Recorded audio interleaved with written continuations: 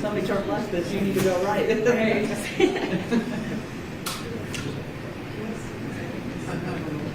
Hi. How are you? Good, how are you? Good. You want me there?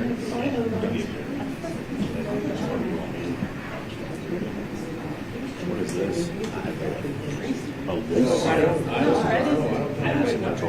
Oh, okay. Move it. No.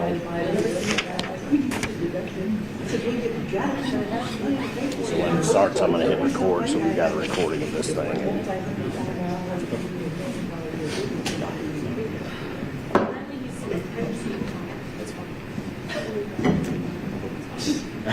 All right.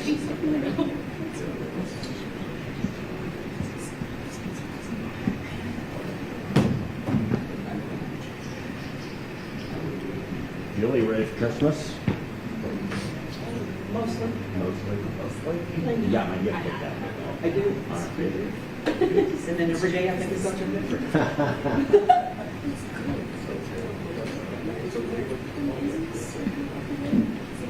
Oh.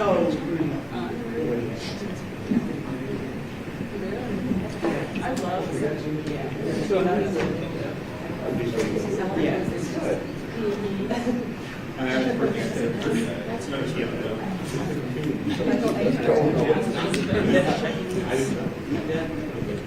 Everybody see this okay? This is kind of where I'll be at. You're happier than I am. I don't know if it's something you've been following for a while. Happening or...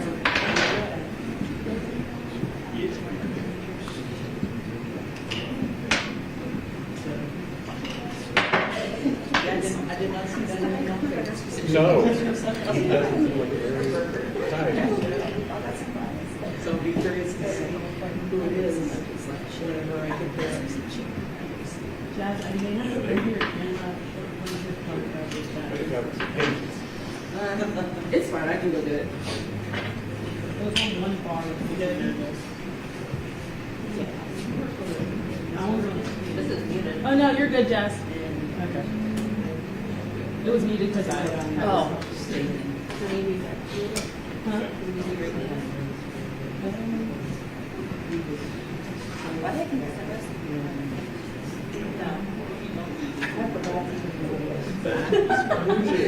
So just keep it really good. He understands numbers. I'm fine. I think I'm being careful.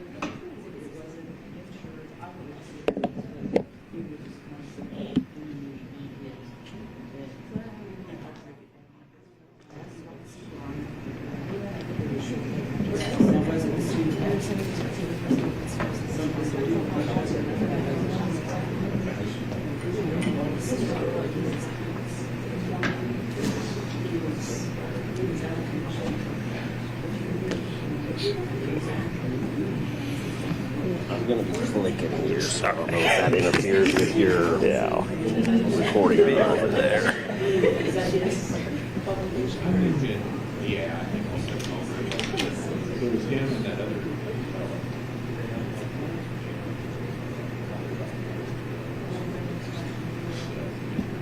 Oh, there.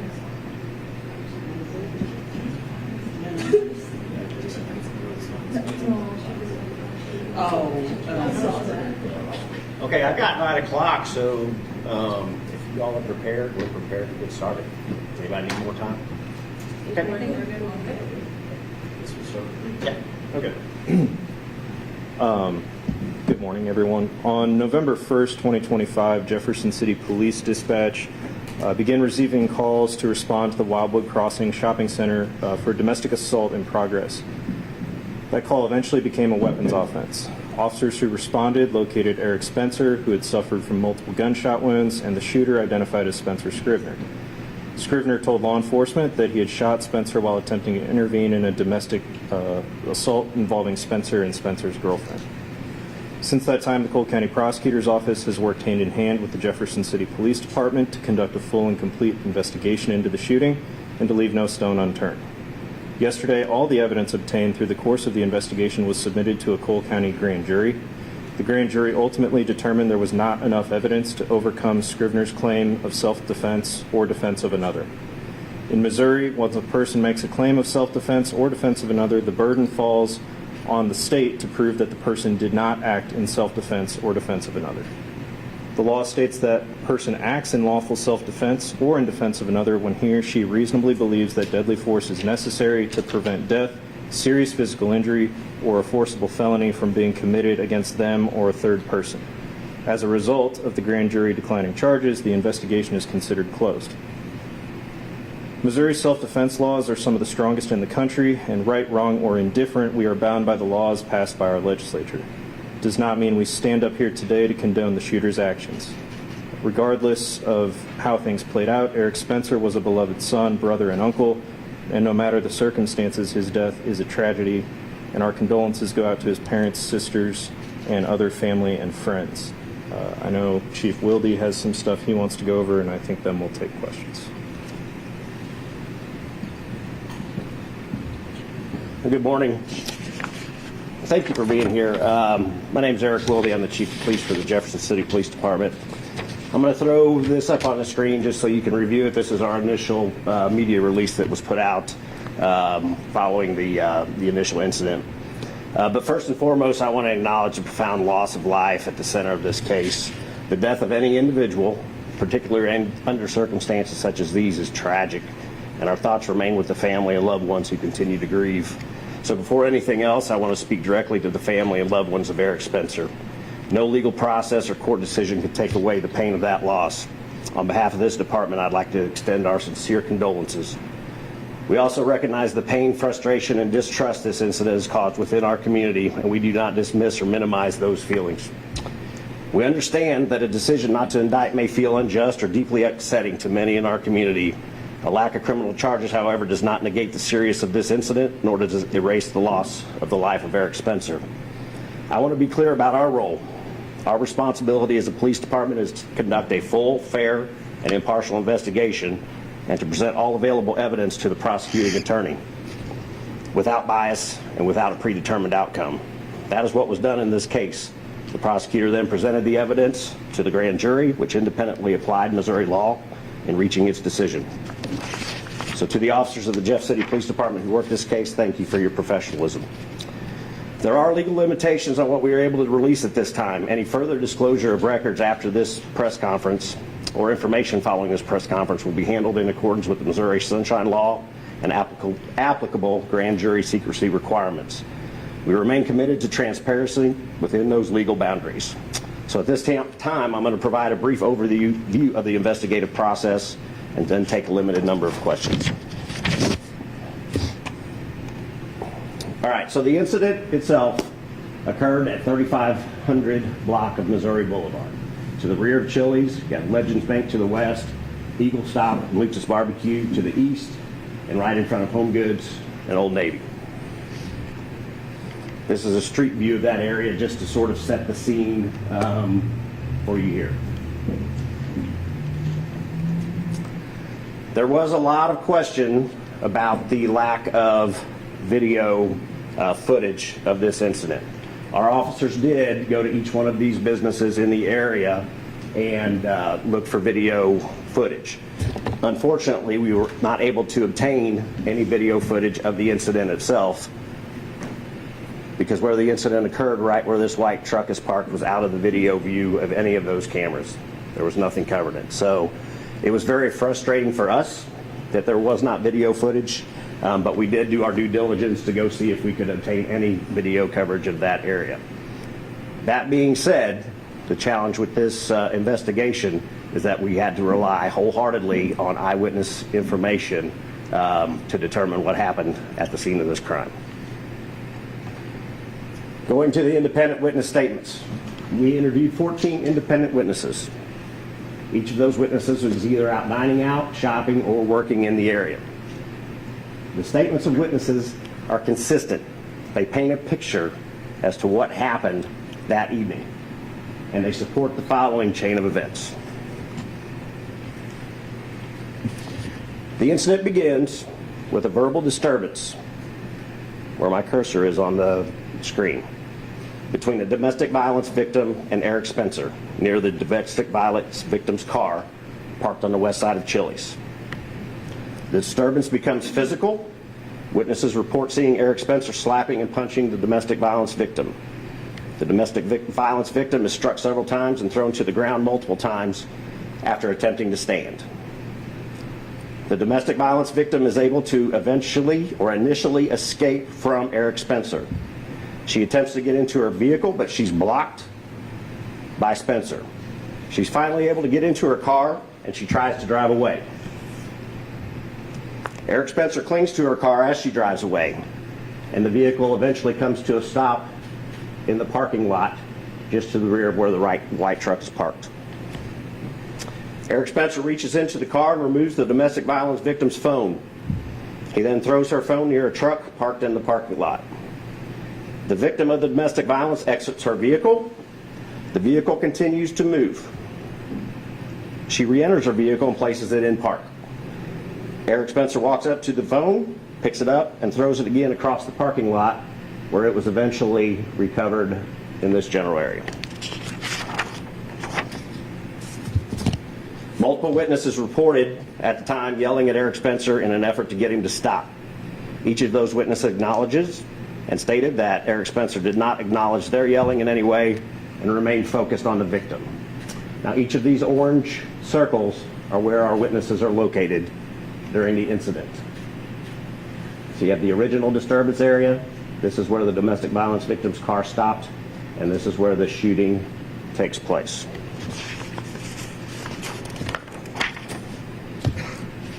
Mr. Scribner was sitting in his friend's car, with his friend, in his friend's car behind Chili's. Right here. When they both observe the verbal disturbance occurring, they then see the disturbance become physical. Scribner exits his friend's vehicle, retrieves a firearm from the trunk of his own vehicle, which was parked one slot down. Scribner approaches the area where Erik Spencer and the domestic violence victim are located in the parking lot. So this is his approach to the area. After a brief verbal exchange, independent witnesses state that Erik Spencer places his hand out to his side and then makes a movement towards his waistband with his right hand. Spencer Scribner fires his weapon and strikes Erik Spencer. Witnesses also report that Spencer Scribner then kneels next to Erik Spencer and attempts to provide aid. This incident started at 7:52 p.m. When officers arrived, Spencer Scribner was taken into custody at the scene by Jefferson City police officers at 7:57 p.m. and transported to the police department headquarters. He was interviewed by Jefferson City police detectives on November 2nd, 2025 at 12:31 a.m. During that interview, he indicates that he intervened in the situation on behalf of the domestic violence victim, and the shooting was done in defense of the domestic violence victim and himself when he perceived a threat from Erik Spencer.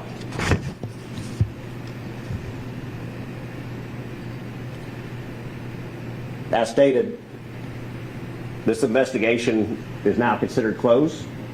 Any release of information following this will be handled in accordance with Missouri Sunshine Law and those applicable legal requirements. That's the end of my statement about the incident itself. I'd be happy to answer any questions if you have. Yes, ma'am. Was it found that Erik Spencer was armed at all? The definition of armed is challenging sometimes. Armed with a firearm? No. Armed with an edged weapon? No. But we in law enforcement consider, and according to some FBI reporting, consider hands, fists, and feet as personal weapons themselves. So it's hard to say he was unarmed when he has the ability to strike, kick, punch, but armed with a firearm, no. Armed with an edged weapon, like a knife or a blunt instrument, no. Was there any witness video at all? I know there's several witnesses out there, and there was no security video. Should any of those witnesses have video? There was one witness video that we obtained initially. It did not show the incident of the shooting. It didn't have the exact situation captured. So we were limited on anything that showed exactly what happened at the time of the shooting. Did Spencer Scrivener identify himself to you as a law enforcement officer? Did he identify himself to Spencer as a law enforcement officer? He did not identify himself as a law enforcement officer. To you? To any of our investigators, no. And let's be clear, I believe it was put out that he works for the Department of Corrections recently. Like yesterday. Yeah. But that is not a post-certified law enforcement officer. Now, as someone that does work in the Department of Corrections, how do investigators conclude that firing multiple shots into a busy intersection, blowing out the windows of Old Navy, does not warrant charges of armed criminal action and unlawful use of a weapon? I think the determination was made by the grand jury when those facts were presented to them. The charge of unlawful use of a weapon in that situation contemplates that that charge does not stand if that individual is acting in self-defense or defense of another. Because the grand jury found that he was acting in self-defense or defense of another, they did not reach the conclusion that he committed an armed criminal action or unlawful use of a weapon. Locke, your news release said you sought those charges against...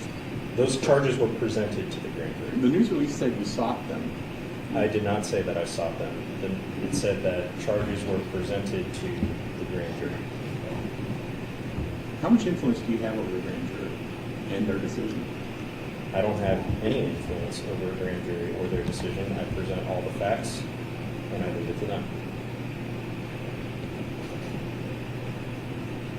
Do you believe that an incident or a case like this has the potential to come across as condoning violence or taking justice into your own hands? To answer that, me personally, I think that this is one of those instances that continues to divide communities across our nation. Because there are some people out there that say this was an absolute right to come to somebody's defense and defend them. And then you've got other people that say that this is outrageous behavior. I'm somewhere in the middle. I follow facts. I deal with situations at scenes and run investigations to be able to get justice. And justice, in my mind, in this situation, was to get all those facts in front of a grand jury and have them decide, does this meet a burden according to Missouri law? So while tragic, I know that these are the type of incidents that we've seen across the country divide communities. Has Scrivener ever been involved in a shooting before? You know, I would assume that you would know. There's been nothing to suggest that he has ever been involved in any sort of attack or shooting before. Did witnesses substantiate the claim that Spencer reached into his pocket? At least 2 witnesses, I think even maybe 3, stated that they did observe him making a motion down toward his waistband area, which was similar to what Mr. Scrivener described. Do you guys find, going back to my previous question, that he put the public at risk in any type of way? Like I said, again, it was a shopping center. People were probably maybe in Old Navy at that time near those windows. How does that not warrant a charge of armed criminal action or unlawful use of a weapon? Because again, the component for unlawful use of a weapon is knowingly doing something, and the only thing we would have been able to prove at that point was that he was knowingly shooting at Erik Spencer.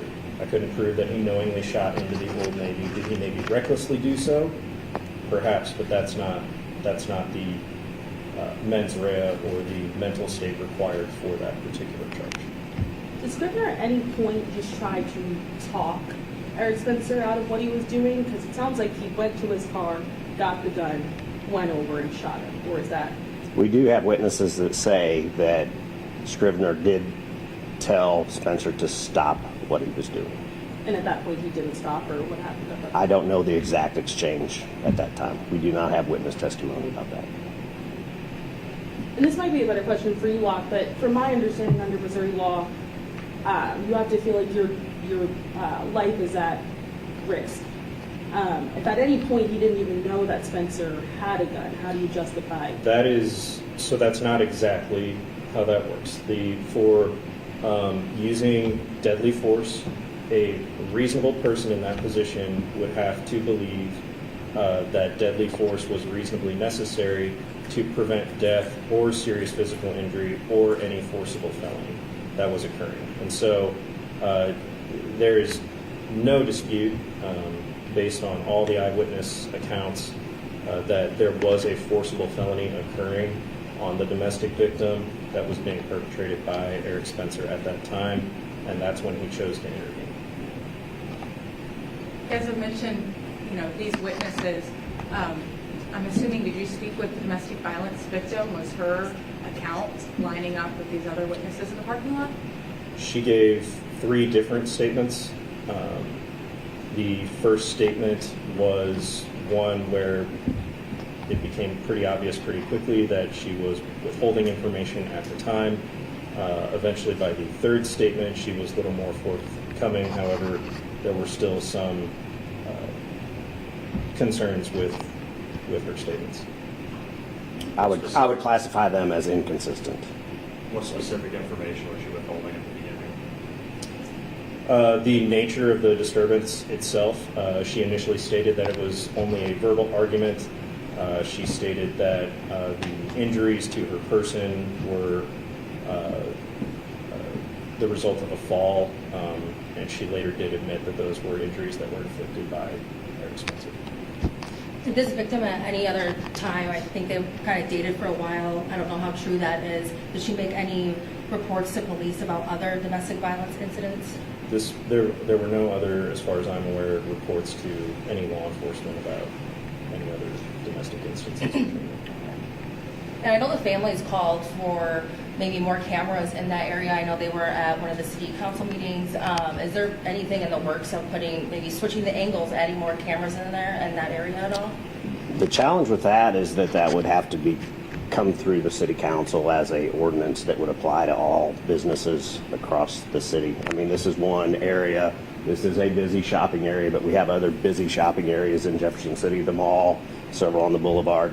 So any effort to put more cameras in blind spots, I'll call this a blind spot, would have to be something that would be enacted citywide and would come at an expense of the business owners. So that is something that the city council would have to consider. I'm personally a proponent of as many cameras as we can have in our community. I would love to see more, but that comes with a cost to our business owners and to the city if we were to decide to put them in public areas. Can you maybe to some of the timeline, like why it took a little bit over 2 months to reach this? I don't know if that's common in a situation like this. I would say in other self-defense or defense of another investigations that we've had, at least on our end, that's pretty common. Chief can probably speak a little bit more to that on theirs. I would also say that the incident itself looked pretty clear-cut towards the beginning as we were looking at witness statements, but we have to dig in several layers. For example, looking into cell phones, getting search warrant for cell phones, looking to see if there's any past history of discussion of violence, see if there was any indication, on behalf of the shooter that he was inclined to do that. Running all of that stuff through the lab process and going through all of that data takes time. But we did not just walk away with witness statements and say this investigation is over. We had a lot of other technical research to do and investigation, and that just takes a little time getting that to a lab and then getting the information and getting it back and going through it. I know the family of Spencer and friends of Spencer were calling for more transparency and everything, so I guess while you have a chance, what would you say to them?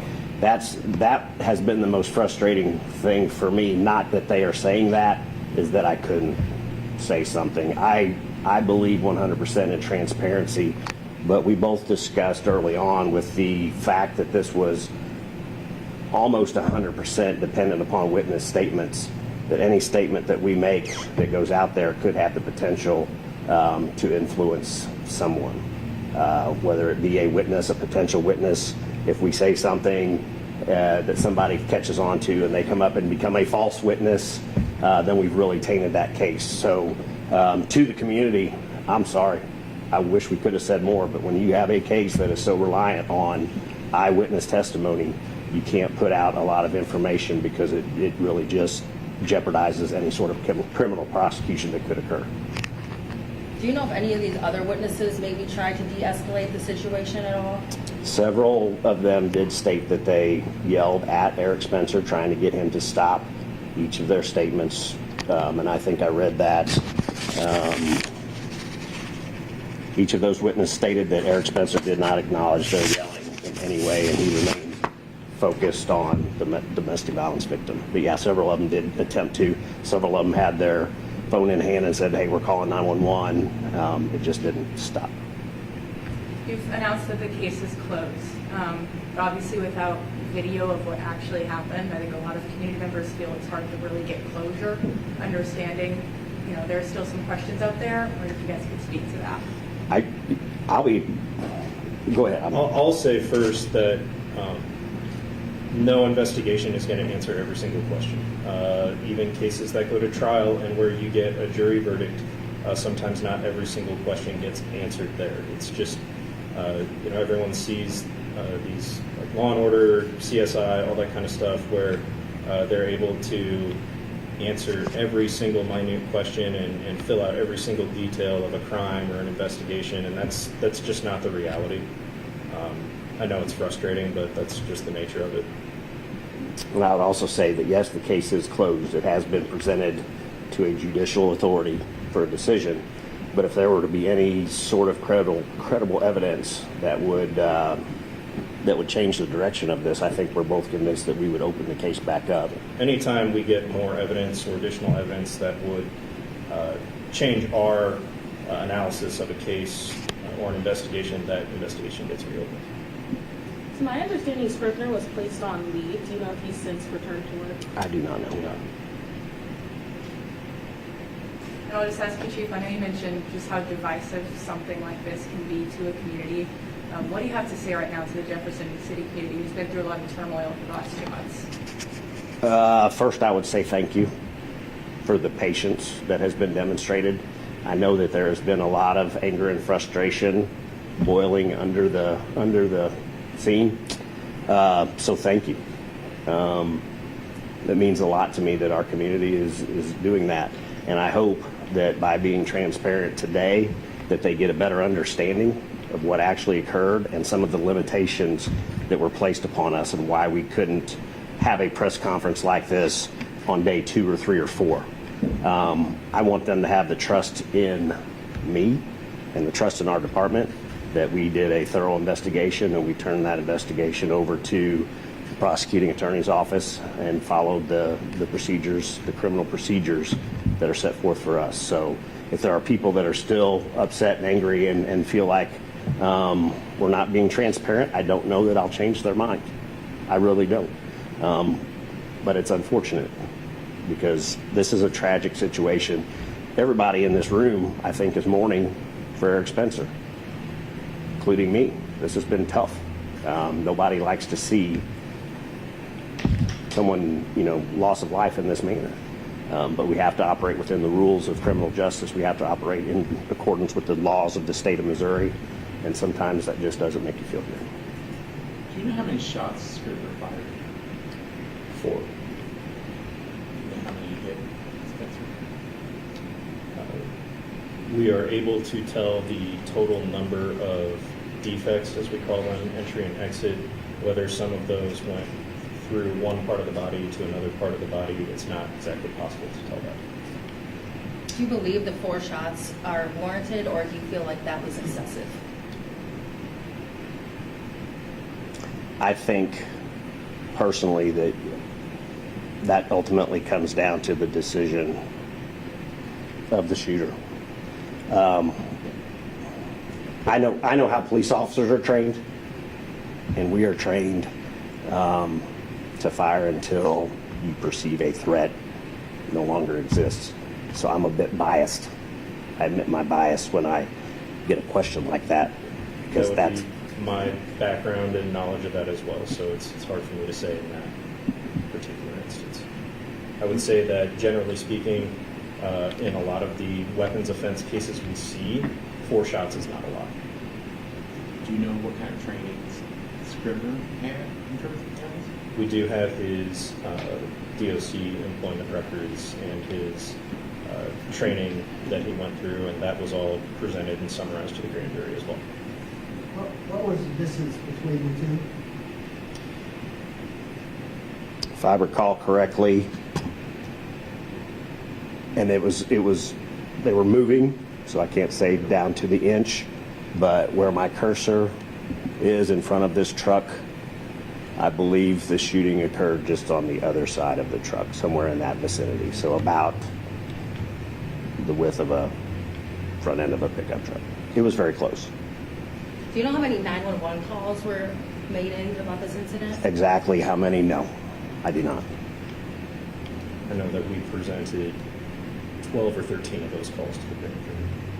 But I do know that dispatch was getting absolutely inundated with calls at that time. Yeah. If you're asking for the exact number, we would have a log of that. But sometimes people call in, you call in about the shooting. Yep, we got it. So there were several calls. I just didn't come up with that number for today's information. Talking about the shooting, there's definitely a perspective that Spencer could have been shot in the leg or shot somewhere else, not shot to kill, and that would have stopped him. Does that have any sort of bearing as you're looking at this and evaluating this case, whether or not he had to be shot to kill, or if he could have just been wounded to stop him?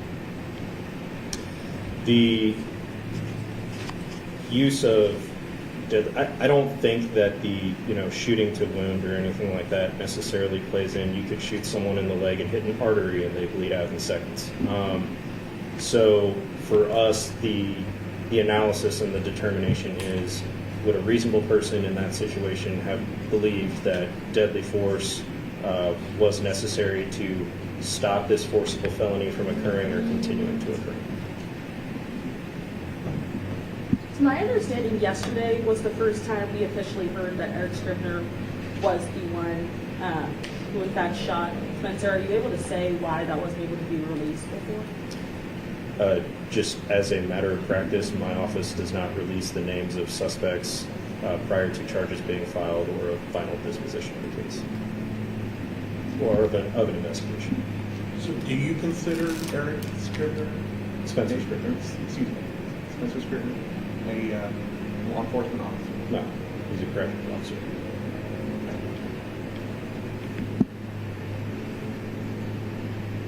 Does his employment have any weight in your guys' cases we're looking at this? No.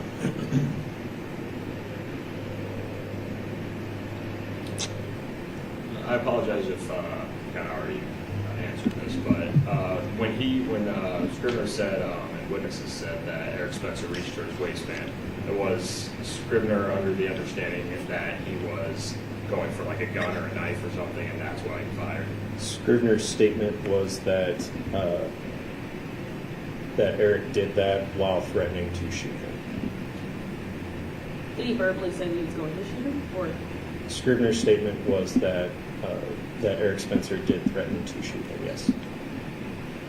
And witnesses substantiate that? I don't believe any other witnesses hear the exact verbiage between the two of them. They said there was a brief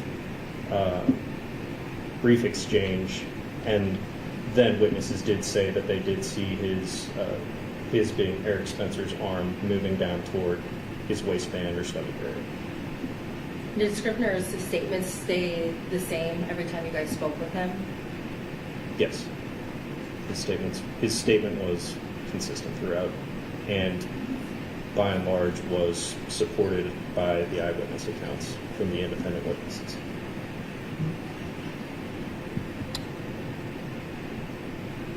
All right. Well, I think that just about does it for today. I want to say thank you for being here. Once again, I appreciate the gravity of the situation. I hope the community comes together as a part as opposed to dividing on this issue. All we hope for is the best. So thank you for being here. Are we allowed to get a copy of that map? Sure.